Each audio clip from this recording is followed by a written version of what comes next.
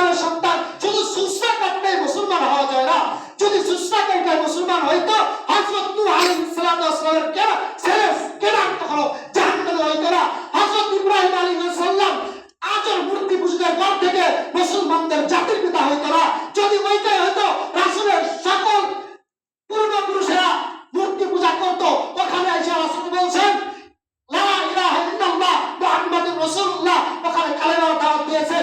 যদি ওইটাই হইতো, আমাদের এই দেশে যে সারা জীবন তাহাজ্জুদ করেছে, শুধুমাত্র এই কথা বলেছে যে পর্দা করা ফরজ, যদি পর্দা না করে রাস্তায় নামে ওটা তেঁতুলের মতো, তখন সে আল্লাহর ওলিকে তেঁতুল হুজুর বলা হয়েছে। তখন তাকে তেঁতুল হুজুর বলা হয়েছে। এর আগ পর্যন্ত দেশের প্রধানমন্ত্রীরা যাও পায়ের ধুলি দিয়ে কপালে খাইছে। পুরো দুনিয়া দেখেছে যে বাংলাদেশের প্রধানমন্ত্রী যা পায়ের ধুলি দিয়ে পায়ে কপালে রাখছে। এরপরে যখন বলছে শরীয়ত আইন মানো, তখনই বলছে তেঁতুল হুজুর।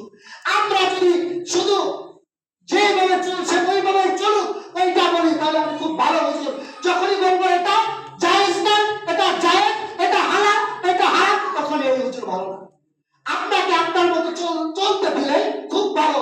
যখনই শরীয়ত আইন প্রতিষ্ঠিত করবে তখনই ভালো না।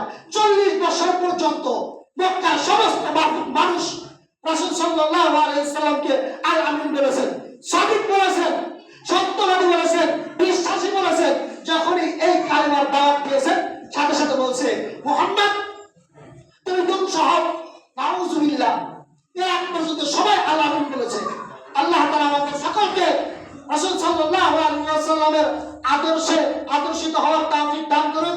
ওয়া আখিরু দাওয়ানা আলহামদুলিল্লাহি রাব্বিল আলামিন। আসসালামু আলাইকুম।